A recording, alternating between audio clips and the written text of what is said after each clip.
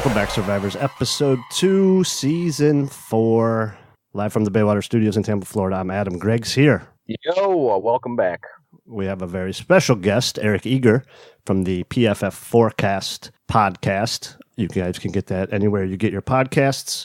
He is on Twitter at PFF_. Eric, thanks for coming on, man. Good to talk to you.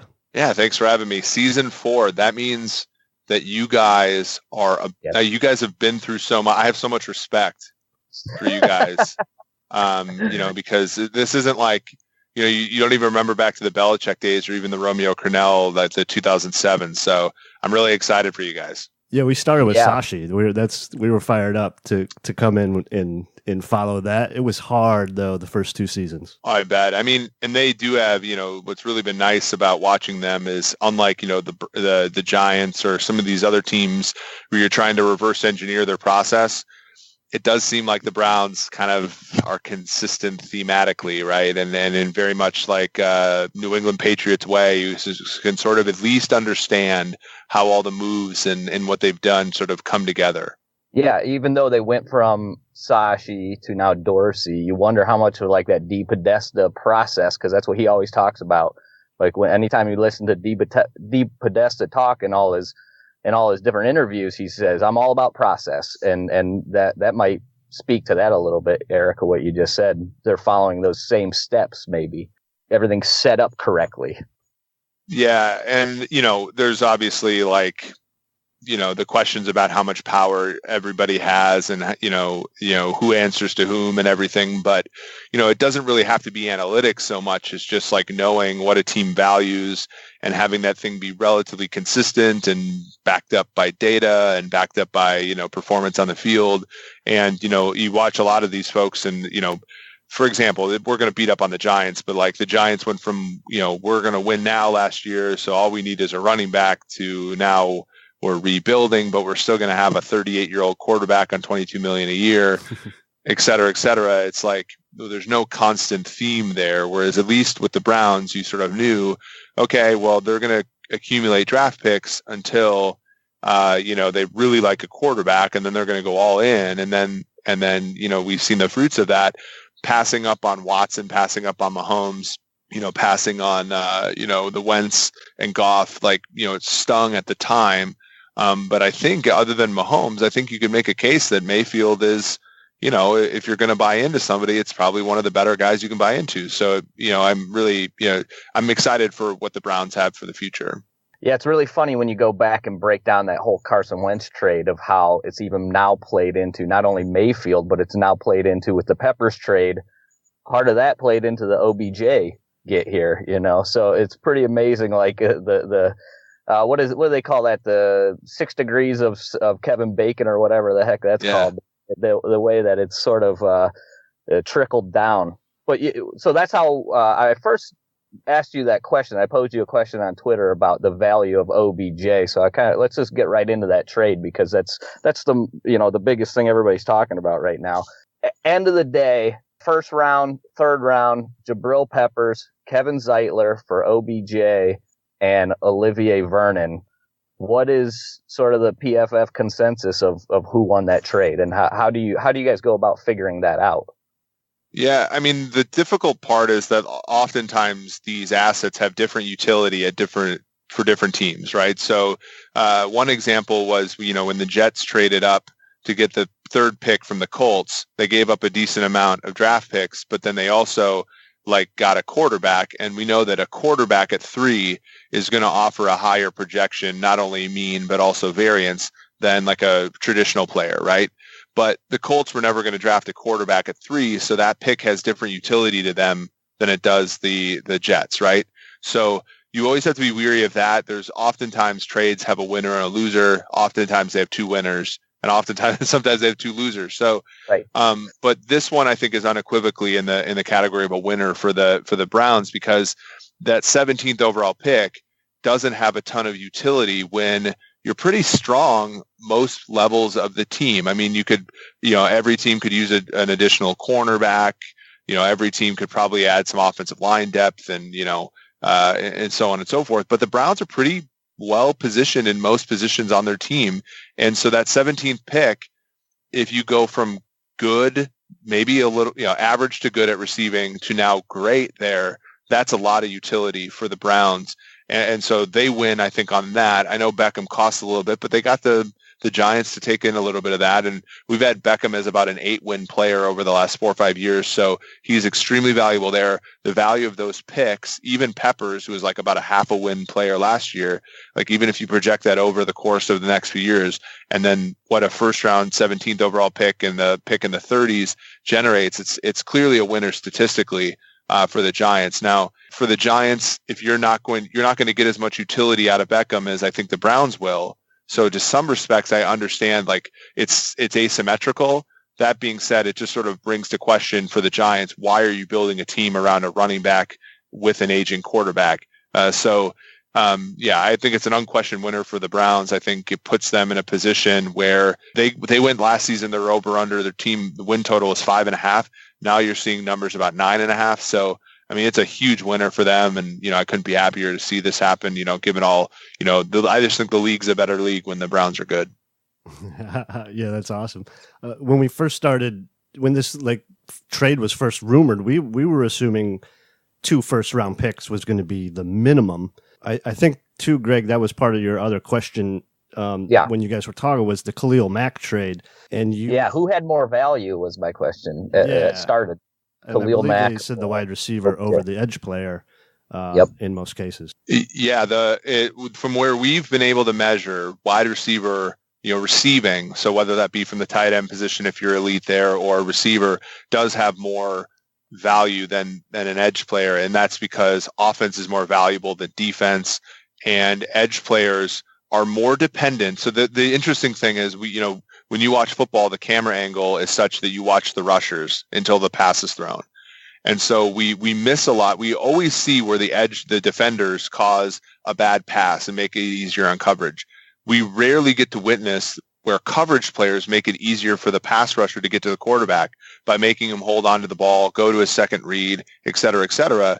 So I think, and I grew up thinking this, and I still think edge players are extremely important, but I think we all grew up thinking edge is more important because we watch all these, tremendous players make plays on the quarterback, and we know that quarterback play is the most important.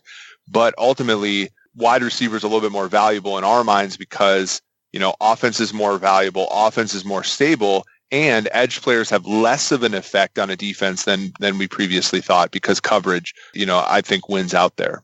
Yeah, it almost, it makes sense, especially with a league is where it's like, it's turning into this offensive league and has been for a couple of years.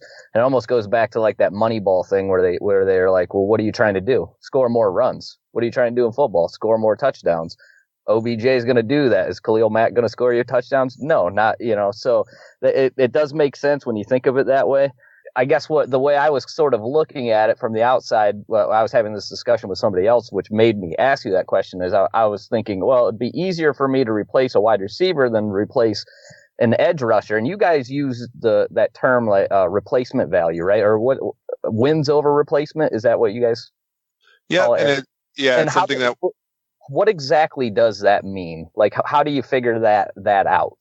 So, like, I would say, how much more value are you getting from Odell Beckham than you're getting from Brashad Perriman? Uh-huh. So, like, just kind of like a guy you can pick up off the street and play. And so those guys can be somewhat valuable, although at receiver, like, we always see the guys that catch passes or drop passes, but it's also, like, pretty not valuable at all to be out there for 60 snaps a game and get like 2 targets. You know what I mean? So, so the replacement value for a receiver is pretty low.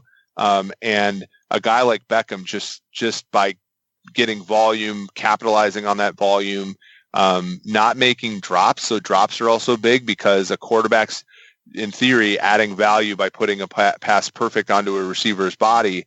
And then the receiver gets you back to 0 or actually negative value if he drops it, right? So like it makes some sense. Like receiver play is pretty correlated to quarterback play, but there are some things that the receivers can do, specifically the great ones like DeAndre Hopkins, AJ Green, Julio Jones, Beckham, where the contested catches are as well, where a quarterback makes a throw, that has no business being complete and the receivers make the play, or receivers just get open consistently and give the quarterback more opportunities to make positively graded plays and things like that. Like, that's where you really see the value over a replacement player, where Perriman, somebody like Perriman, you really have to set him up with scheme, and then the quarterback has to make a perfect throw for him to be valuable. And so, like, you can kind of see like where the lever is being moved there. Right. That makes sense. And then so for like Beckham, I mean, the one thing obviously he brings in is like a elite athleticism with the great hands and gets open. I'm sure with your guys' like receiving grade, that goes in a lot to like getting separation and that sort of thing.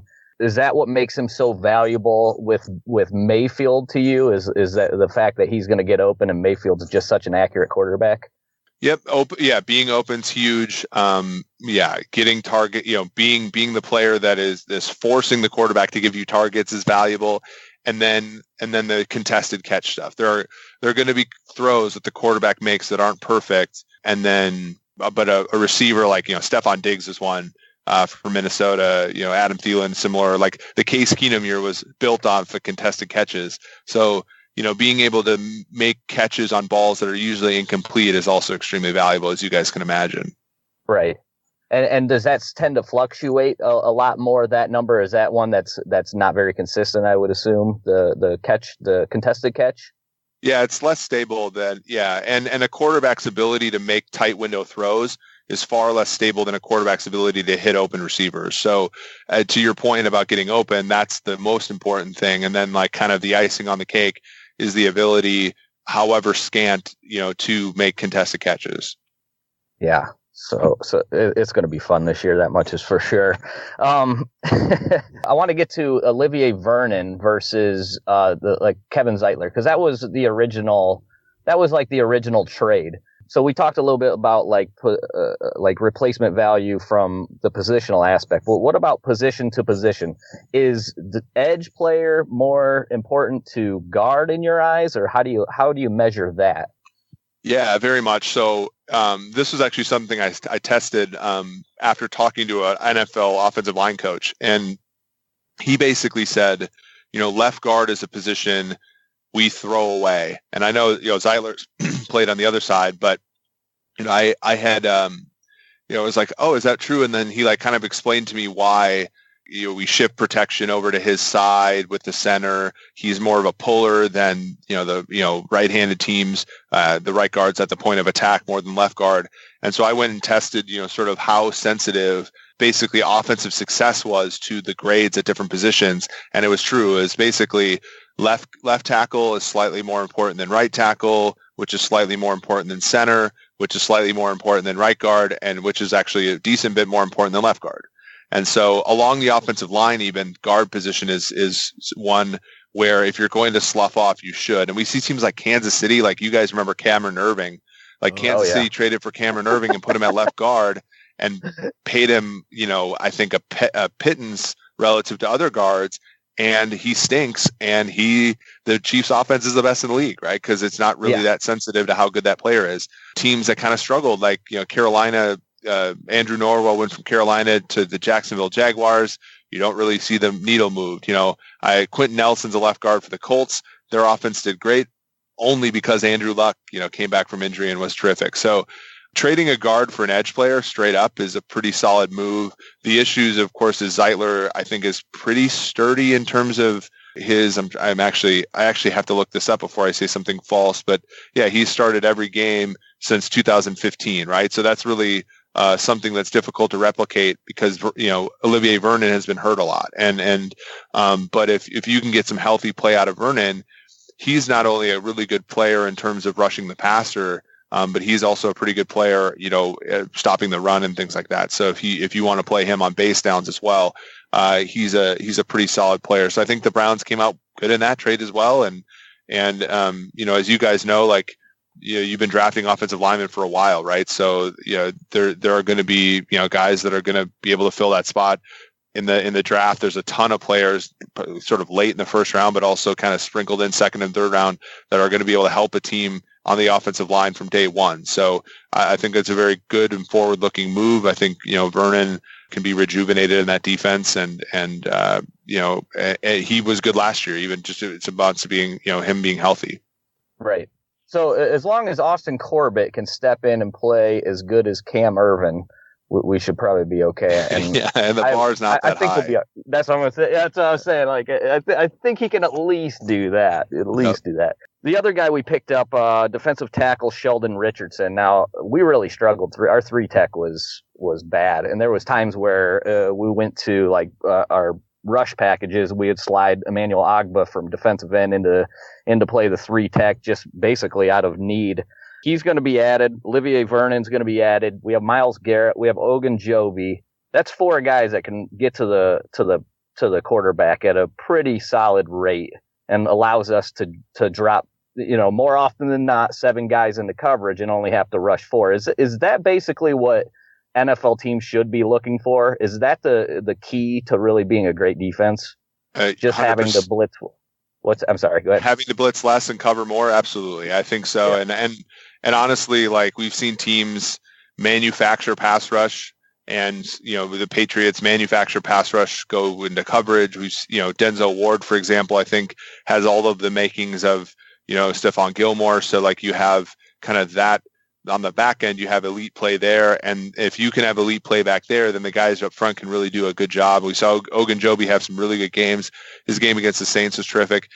Sheldon Richardson is one of the best values in free agency so far. He is a guy where if you're analytically sound, you look at his sack numbers and you say, well, those aren't high sack numbers the last 2 years. I think he only had 1 for Seattle and I think fewer than 5 for Minnesota.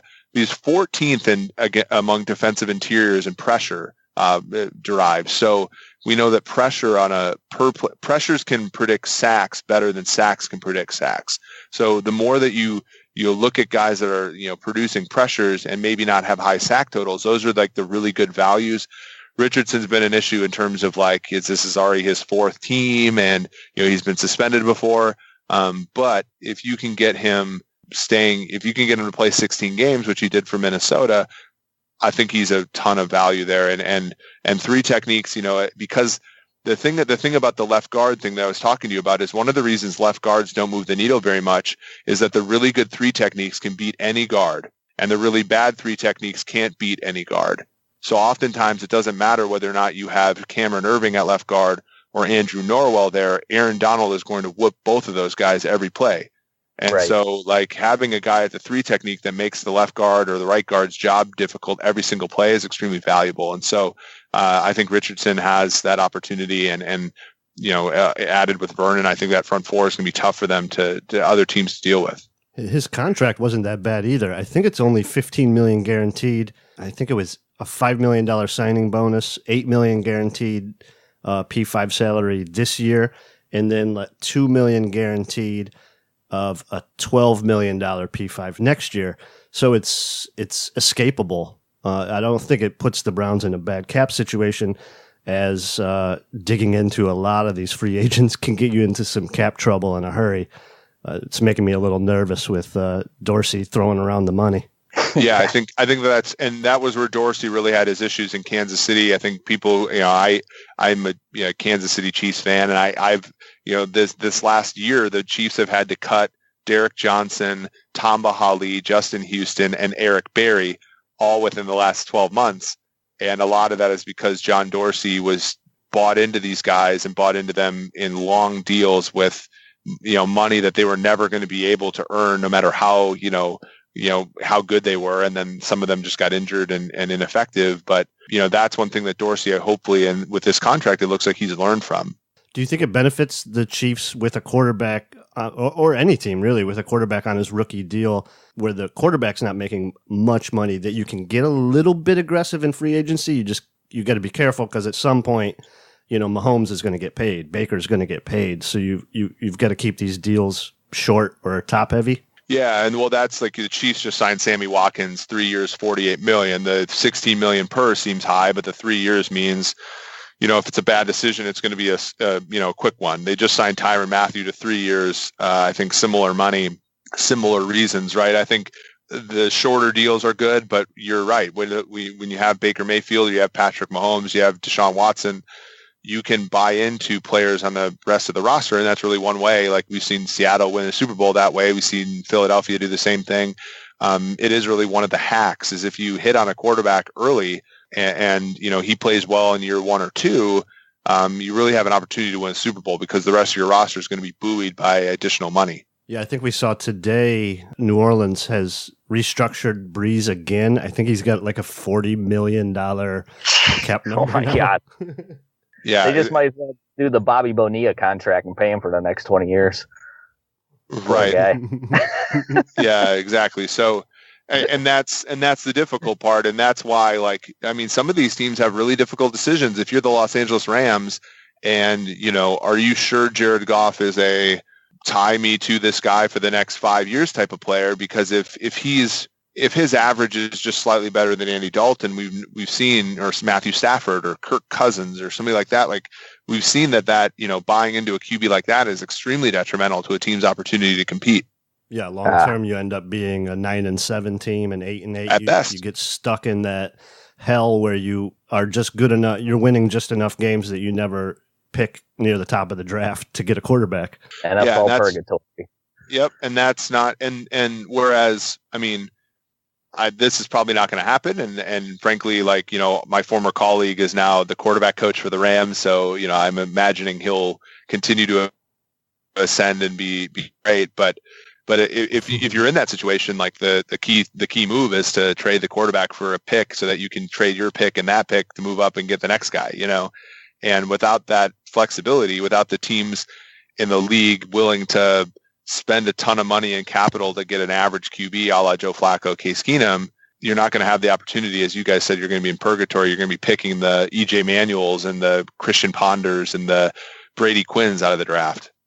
I'm wondering if there's even a way. I know Nick Foles won the Super Bowl last year, but are we at the end of average quarterbacks being able to even win a Super Bowl anymore? It's almost like if you don't have one of these top guys, you might as well just be rebuilding anyways. You might as well go all in on the total rebuild. Yeah, is there a way to win defensively anymore? So the Minnesota Vikings in 2017 were a team that almost did it, but I would say sustainably no. And what you want to do is give yourself the best up. Think about the Baltimore Ravens, right? If your defense is good and you have a young quarterback who's limited throwing the football, then I think the strategy they employed was smart. But I would not employ that strategy out of my own free will to start a season. You know what I'm saying? So if you're the Vikings and and your Sam Bradford gets hurt and you're playing with Case Keenum and your defense is playing really well and is healthy, then go along that path of least resistance, but don't build the team that way out of your own. Don't chase that, because we know that defenses aren't. We know Jacksonville and Minnesota went in the tank last year. The Bears will probably go in the tank next year. Defense does not win championships on a consistent base in the NFL, even though we've seen before that defense and an average quarterback can get some teams far. It doesn't get some teams consistently far. The Ravens have made the playoffs twice in the last, 5 years? So it's 6 years maybe even. And so that model just simply can work randomly, but doesn't work as a long-term. Long-term, you need one of the great quarterbacks and a good coach, presumably too. What is it about defenses that just makes it so volatile? Well, the offense depends so much upon the one position, right? So it's really one variable that dominates everything. On a defense, as we talked about, there's that symbiotic relationship between pressure and coverage is not just one player. Coverage is, your 5 defensive backs, sometimes 6, and your linebackers. If we see cluster injuries all the time, Denzel Ward gets hurt, Terrence Mitchell gets hurt. Okay, well now your defense is significantly weakened, and it's more than it's just those and the physicality of defense. Injuries are harder to predict, so on and so forth. So, and then the other thing is defense is at the whim of the offense. If an offense, if you run into a few offenses that mesh differently with your defense, and it's difficult for your particular scheme to defend, there's not really a way to dictate anything after that, and whereas an offense, dictates a lot of what goes on. And that's, that's kind of why I think, offense is more predictable, because they get to dictate what happens. They get to dictate their run pass. If your defense struggles against the pass, there's nothing you can do to make the other team run more.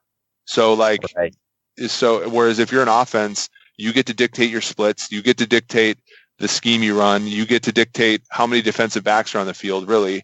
And your performance matters so much more about one player than anything else does. Yeah, that's interesting. Yeah. Just sort of maybe the first time I've thought about this, but sort of like in this age where these owners will fire the entire front office and restart. Does that short leash for most GMs? Do you think they panic build a team instead of letting sort of the pieces fall? I think maybe what I'm trying to say is if let's use LA, if they determine, well, Goff is good enough to be 9-7, but we made a good run last year, like they can't really package him up and sell that to the fans and get rid of him. Like I think the GMs panic build a little bit, but I would have to like think about it more. But I wonder your thoughts maybe on that. I mean, that's why the Belichick's of the world are so, and now Kansas City and the teams that have stability, they clean up because the obvious choice in many cases is to trade picks and trade back. But they're even back to like 2005. We know that the discount rate on draft picks is so substantial. You're willing to pay way more than you should for a pick this year than a pick next year. And so the teams that are willing to defer gratification or have the ability to, like if you're a GM and you're going to get fired, it makes complete rational sense to move up in the, to trade future picks for, picks now because you're not going to be able to use those anyway, right? So it's other people's money at that point. And so we do see that happen empirically. We see, draft picks, discount rate is way higher than it ever should be based upon, anything empirical. So we see that. And then the teams that have stability, the teams that have, as I said, like a common theme, a common process, they clean up on those types of things and make, and they really do like get the value that the other teams that are panicking don't get.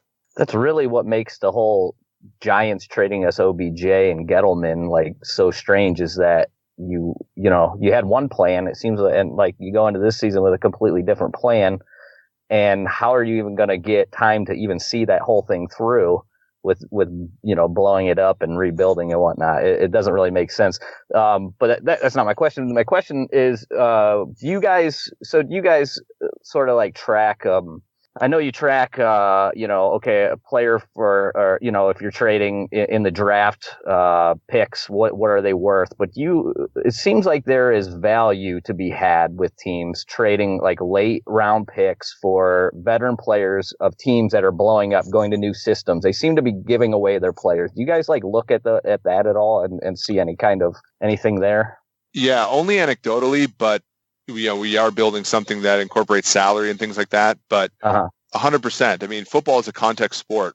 If you trade somebody who's average, like fundamentally, but below average in somebody other team's context, and you can make them above average in your context, it's extremely valuable. And so we see that with Aqib Talib. We saw that you guys traded Jason McCourty to the Patriots. Those are pretty good. Those are pretty good trades for the teams that are getting the veterans, especially if like the culture is such that the receiving team is willing to use this player in a solid way. We saw it with Danny Shelton in New England. Like they used him basically like minimally, but almost entirely at the thing he does best. So it ended up being a solid trade for the Patriots.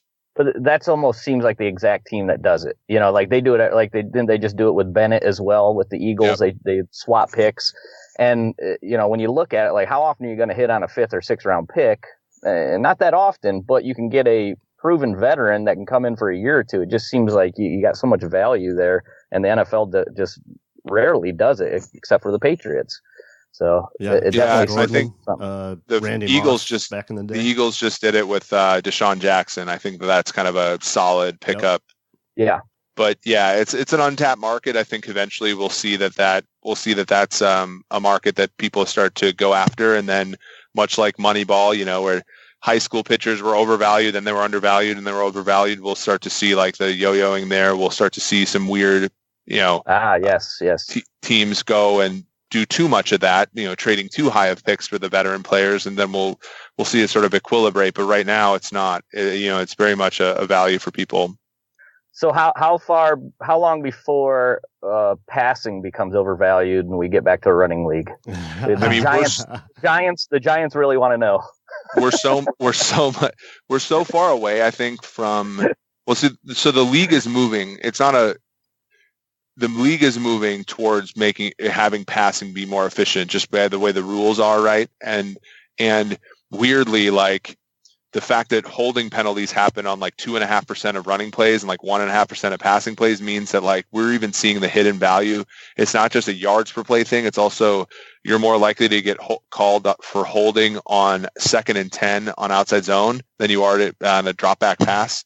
Wow. So the league is just set up for it. I do think like we will eventually see a team, and it's not going to be the AAF because none of those quarterbacks are good enough, but we're going to eventually see a situation where a team tries to throw 100%, and we'll finally see where that curve dips down, where there's too predictable to be successful with those types of splits. Yeah. Is there a time where we go, it's basically a 4-7? You have 4 defensive linemen and 7 defensive backs on the field all the time, and linebackers are just made obsolete completely. I mean, I would do that unless I had there's like 6 linebackers I would pay, and then the rest of the guys would be special teamers, and I would play safeties. But yeah, I mean, Bobby Wagner, Luke Kuechly, there's really only a handful of linebackers I would pay significant money. Jordan Hicks maybe is somebody that I think is a little underrated, but the rest of them, I mean, like I can just get safeties to do that job. And safeties are great because, you can't have enough of them. They play special teams well.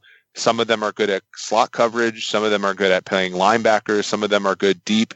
And so like, I would do a lot of like what the Chargers did in the playoffs, which is play a lot of safeties. And then like, just frankly, like if a team wants to run on you, I'd rather give up 5 yards of play than 7 yards of play. So, kind of let them, and then let them make the clock, drain on their offensive drives and then score on them on the other side. Yeah, that makes a ton of sense. When I'm looking at, one of the, obviously Steelers are there in our division, but you look at a team like the Ravens, who are also a good, a solid team all around. But you look at the quarterback position for them, like, is that sustainable? That Lamar Jackson, if he doesn't improve on his passing, like, are they ever going to be able to turn the corner as an offense with that style? Not sustainably. I mean, I think that they're going to be like the Tim Tebow year with Denver, like that dried up real quick. Even like Kaepernick in for the 49ers, and he's, I think, a similar passer, if you will. I think those offenses have a difficult time sustaining themselves. I even think down to like Dallas's offense is still like a run-of-the-mill unit, despite having a really good offensive line most of the time, a quarterback who's probably a better passer than Lamar, and a really good running game. But like those things just have a difficult time sustaining themselves because running the football just is just not a very positive play. And like to expect an offense to be able to do it repeatedly, especially when the other team sort of knows that's your identity, it's just I think too difficult to cross that street so many times. Yeah, that's going to be the team obviously that we're playing. The Steelers lose Antonio Brown. That's going to be another one. They really haven't added much. In fact, I think they've traded away their second right tackle in 2 years. What are you guys thinking for them this year? Is this finally the year where the Browns are going to be taking over the Steelers? Yeah, and I think the Bengals will be mostly an afterthought until they get a new quarterback. I think, and the Ravens defense will be strong again. They got Earl Thomas. They really have a pretty good secondary. They let go of, I believe, CJ Mosley's gone, but I think linebackers are a little bit overrated. So I think they'll be strong defensively and they'll try to run the football, but it's tough because I've seen the odds and I don't necessarily know if I'd bet on the Browns to win the AFC North, but I do think that they should be prohibitive favorites right now. The real question mark is, how is the coaching staff? Coaching is a not trivial part of football, and we know that the Ravens are really good there. The Steelers not so much, but the Steelers have the best quarterback still in the division. I think that they were, quite a bit better than their 9-7 record a season ago. So they're still to be contended with. The schedule, the one of the nice parts about the Browns is they finished in third place, so they have an easier schedule than those two teams. So I would say prohibitively they're probably the favorite, but I don't think it's like a slam dunk or anything. But as I said to start the show, you guys should be pretty excited. Well, yeah, definitely where we came from. So anything is better than nothing. Have you guys like started grading coaches at all? Is that something you're going to be doing in the future? And if so, like, where would you guys be, or where would you be at with these Browns coaches? Yeah, we have, but I'm trying to think of so where we had Kitchens, I think Kitchens was an increase. It's sort of hard when you do mid-season stuff because one of your former head coaches, Pat Shermer, once took over for Norv Turner mid-season, and the offense didn't do very well. And then the next season he was great. And I think we should give a coach. So when coaching switches happen during the season, we want to continue to take credit or give credit to the coach who left because it's their scheme and sort of, I don't want to like ding a guy, but Kitchens was clearly good last year in terms of like some of the fundamentals that he gave Baker Mayfield, the time to throw stuff, the routes they ran, the pressure he got when he was with previous with Hugh Jackson and Todd Haley and the lack of pressure with Kitchens. So I think and Todd Monken did a pretty good job when he was with Tampa Bay. So I'm cautiously optimistic about that side of the ball. I think Greg Williams was one of the worst defensive coordinators in the NFL last year. So I'm optimistic that, they can do well having replaced him. So we do have some of that. And, we want to make sure we stay positive because all the teams, are our clients and everything like that. So we want to make sure when we talk about the coaches, we want to make sure that we allow for the context. But I think for the Browns, it's an uncertainty. Surely, Kitchens has never head coached a team before at the NFL level, so we're going to cloud with uncertainty there. But at the same time, cautiously optimistic. Yeah, we've talked about it a little bit on the podcast before. That let's say we open up with the Patriots, we play them this year. Let's say you have 2 or 3 tough games in a row, and you lose 2-3 games in a row. How is everyone going to react when everyone's, basically at this point expecting 16-0 in Cleveland? At least 16-0. Yeah. At least. Yeah. So it could be a little bit of, if you're winning or when Kitchens took over and then we get 5-3 or something, like it was an improvement. But what happens when there's some real some real adversity? Well, yeah, and that's always the difficulty, and that's why you often see teams pop up for a year and then struggle in a second year. So, like they call it like the glass ceiling teams. So the Rams were a classic example of a team that overcame that statistical, where you go from being terrible to good, and then most of those teams will regress a little bit. I think like the 2009 Falcons were one for me that like. They came out of nowhere in 2008 and then they struggled a little in 2009. And Tampa Bay was another one, 2016, they came out of nowhere and were good and then struggled in, 2017. So that's really the thing you have to guard against. And I think, one way to do that is to build a team as if you were still a 4-12 team and continue to ascend. And I think that's really what the Browns have done. So, again, like I said, the difficulty is going to be expectations. If another team in the like if the Ravens get off to, a 7-0 start and, the Browns are, 4-3 or something like that, they should still know, okay, we're still 4-3, probably not going to win the division, but still a good step in the right direction. Just kind of like making sure expectations are in line with reality, I think is huge. And in a small sample sport like football, just not overreacting to results. That's tough in Cleveland, bro. Yeah, I can imagine. We're trying to get anything we can get here, man. Let me ask you about some of these other guys that just got signed by the Browns or within the last couple of days. Eric Kush, Zeitler leaves. We're expecting Corbett to go to guard. I know Kush can play center or guard. Do you think actually he might be battling Corbett actually for that starting guard job, or you think he's primarily just going to be a backup only? Yeah, his data would suggest he's probably more of a backup. He hasn't really graded well for us, so there must be something in the film that the coaches like that we haven't picked up on, or something in his makeup or something like that. That would point towards him, being a solid backup there. Yeah, I imagine it's probably just filling a hole for now. Maybe maybe not even a guaranteed roster spot. The other one is Demetrius Harris. They got rid of Fells. They bring Harris in. What does he add that gives you anything different than what Fells was going to give us? When he was on the Chiefs, I always thought that he was a candidate to. So Delaney Walker, when he was with San Francisco 49ers, dropped something like 11 of 20 or 39 passes in 1 year, and then went to Tennessee the next year. And with a lot of volume and a lot of athleticism, which Harris has, blew up. And so I always thought that was like the ceiling for Harris. He's extremely fast. He's like a 4-5 guy. He's good on special teams. When he gets the ball in his hands, he's a very strong runner. His issue is catching the football. I think drops are pretty random. So if you get a year where he hangs on to more passes than he usually does, I think he can be a pretty good compliment. I saw one year, I think he had like 20 catches and 11 drops. So, yeah, I can see where you're saying he's got some bad hands. And then the other one is Darius Taylor, a linebacker. They must be signing him for most likely for special teams. He's got a lot of special teams snaps, but I don't think he's graded very well for you guys at all. I think it's been actually pretty bad. Yeah, and those are guys just to compete. Honestly, like it's again part of the context thing where, if a guy, if you've only seen a fish out on the shore, sort of difficult to project him in the water, kind of thing. So, right.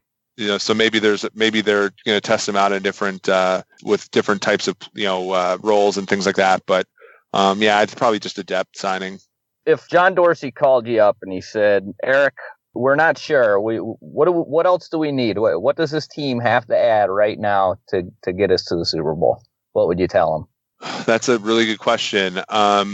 Pretty good at receiver. You're pretty good at tight end. Your offensive line's fine. Defensive line's fine. Linebacker. I would say go out and get yourself another corner. Ronald Darby, I really want the Chiefs to sign him, but if he gets out of Kansas City without a contract, go after him. The Vikings are shopping Trey Waynes. Bryce Callahan is a nickel who's currently a free agent. We know nickel throwing the ball to the slot is extremely valuable in the NFL. I would say, you just got let Peppers go, right, with the trade. I know Randall's a pretty good player, but like just getting guys who are fast and can cover. That's always my answer, because I don't think any team, sans maybe the Ravens, honestly, have too many players there. All right, that makes sense. I mean, obviously we got rid of Peppers, so maybe safety is probably going to be another one. I would think. I don't even know what's available right now with safety. So how much? Yeah, there's a lot of them, and a lot of them got gobbled up. But there's still guys I think that would certainly be available should a team covet one. And I think like their price is going to be sort of like not So like you have different options. Like Eric Berry's out there, right? He's a veteran, good, been good before. He's a huge risk injury wise. Clinton Dix is a center fielder type guy. I think even he's talking about going back to Washington. But those are two guys. Trey Boston's more of a deep guy, right? The great thing about safeties is there's all kinds of types of them. And once you get down, to those sort of specific specializations, oftentimes the price goes down. Right. So you can get a good value there for them. But I still think corner, because, as we saw with Demarius Randall, you can take corners and make them into safeties. To transition to the draft a little bit, I love the athletic data. I use that as part of from the combine as part of my process in evaluation. In listening to I think it was your last episode or 2 episodes ago, you guys aren't huge fans of the combine. Can you talk on that a little bit? I would say the PFF grades on a per snap basis at the college level do a pretty good job of projecting prospects forward than the combine data, but the combine data does a pretty good job of breaking ties. That's a good point. Right. What do you think of like the threshold? Like if you don't meet this threshold, then you'll never be able to play in the league, or you won't be a Pro Bowl you'll never be of like a starter quality, that kind of thing. Do you look at that at all? Those can often come up, but usually they're too hard. Usually there are players that break those molds. And so you want to ask the question like, okay, given this athleticism, like how much did that affect his ability to play at the college level? And, how did he work around those things? Right. But like usually saying like, okay, I don't want any corner that runs slower than a 4.5. That's probably too hard and fast, to be quite honest. Right. And it seems teams do that. They'll say, I don't want a guy that doesn't have, 34-inch arms or whatever. And then they just rule it. It's almost like their way of like ruling guys out. Well, we can limit the players we're going to choose from by just saying, oh, this guy didn't run a 4.5. Well, sorry, you're out. And I don't know how that, it doesn't seem like the right way to be thinking. It seems like you could be ruling out a lot of good players, but, not everything the NFL teams do is obviously smart. We've seen that in the past few days for sure. Yep. So Eric, I guess one of the last things I want to add, like when I was a kid, I used to sit in front of the TV. I would kept stats of all the games. Stratomatic. I don't know if you ever played that when you were a kid, baseball. I used to play this all the time when my brother here, who was 4 years older than me, he would abandon me with his high school friends. Back in 7th grade, I would sit there and I'd play by myself. I must have played 100 games. I had scorebooks filled up with Stratomatic, right? And had I known that I could do something like you're doing now, I probably would have taken my whole life, and that would have been my goal that I would have worked towards to. How did you find yourself in the position of working for PFF, and did you ever think there was going to be such a position available to you? I would say no. So I remember, I played college football, went to grad school in mathematics, like basically immediately after, got a PhD, went to be a professor. I was a professor for 6 years, but I remember telling one of my friends that, like, if there were ever, a mathematician job available for an NFL team, that would be like the dream job, never thinking that was actually an opportunity. But PFF had been around. PFF was offering to pay people basically to collect data. So I was, a young guy with kids, and I, sort of wanted a little extra money. So I decided to do that. And so then eventually I started writing for the site, and people started to sort of notice that we had basically, I was using statistical methods that the company hadn't done before. So I started to work for them as a consultant while still teaching. And then eventually in July, I joined full time. So it's very much a fast process. Like, I've been with PFF for like 3.5 years, but I've only been in Cincinnati for the last, basically half a year or so. Essentially me, just like, I did consulting for a lot of different companies when I was a, professor, and PFF was just one of them at the time. And eventually I found myself working more on football than anything else. And so it was kind of a natural switch for me to move entirely into football. Yeah, that's awesome. So for all the kids out there, become a mathematician. There you go. When did you, so I think PFF Forecast, I don't know how many episodes you guys are in. You've been there since the beginning of Forecast? I have not, actually. We started the Forecast in January of 2018. The first time I recorded the podcast was from the San Diego airport, which was sort of a fun story. And George and I were doing the podcast remotely. He was living in Washington, D.C., and I was living in La Crosse, Wisconsin at the time. And we had done a few episodes when we would come visit for meetings and stuff, but essentially we were living and had really no intention of moving. And then eventually the situation moved far enough where we ended up getting, offered the positions we have now. And so we were doing the Forecast kind of as PFF's second podcast while not living here for quite some time. Okay. Yeah, that's great. Yeah. That's a great pod, dude. I love it. Yeah, if you like analytics and you like gambling, it is by far the best one out there. I love it. I listen all the time. The other thing is, is George as sarcastic in real life as he is on the show? Is it just all day? Does he just have that same humor, that dry humor? Does it just get annoying? Do you just want to punch him in the face is basically what I'm trying to get to. So it's interesting. So he's like a very sweet guy, but I think it's just kind of how he is, but he's very nice and a very good colleague in his own way.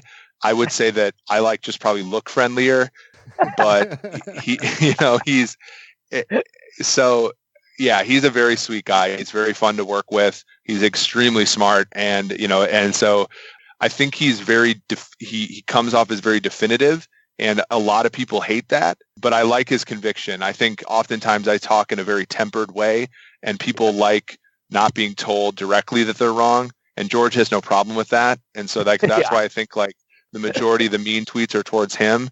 But he's, we're very lock and step on how we think. He just has a different demeanor. And then I think also George is just a lot better looking than everybody else, so people just hate him for that.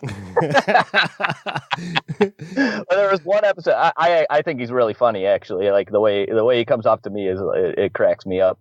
He's just so sarcastic all the time. And there was one episode where it was after maybe a Thursday night game or a Wednesday night game, and he's eating on the podcast. I was like, oh, I bet he's going to get all kinds of hate mail. And Adam comes to one of ours. And I'm like, are you chewing gum? I'm like, what the heck is going on? Eric, man, we're working with unprofessional people. I'm telling you, it's ridiculous. Chewing gum on a podcast. We went to a Bengals-Ravens game, and then immediately after recorded a podcast talking about how we were going to pick our gambling picks that week. And it was last second, we didn't have our microphones and everything, and people got all over us about the quality of the sound and why is George eating a salad in the background and all this kind of nonsense. And you know, he's like I said, I admire many things about him. His ability to piss people off, though, is one that I don't necessarily know how it happens, or do I necessarily want to replicate.